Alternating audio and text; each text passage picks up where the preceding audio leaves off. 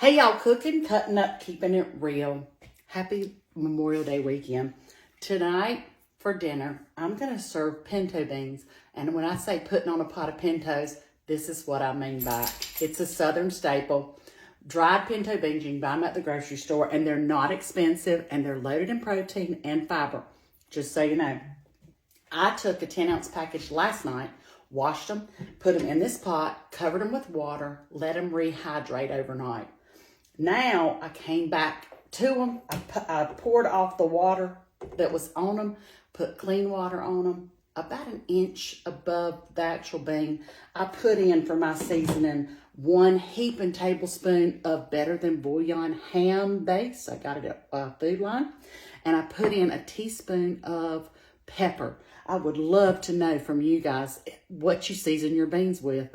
Please share that. But that's what I season mine with. I will cook this low and slow, covered like this. I will have to add some more water to it at some point. Pinto beans on stovetop, you got to babysit them a little bit, but it's so worth it. I've got them on low and they'll cook for about 2 to 2.5 hours. Anyway, when I serve them, I like to serve mine with chow chow or with just chopped up onions, and different people like them different ways. Some people just like them plain. I've even seen people put ketchup on them. But anyway, on our table tonight, I will have some chow chow and some onion so that we can choose what we want on them. How do y'all season your beans? I would love to know. Please put that under this feed. When you're putting on a pot of pintos, how do you season them? Anyway, thanks for tuning in, and we'll see you guys later. I'll post pictures. Bye now.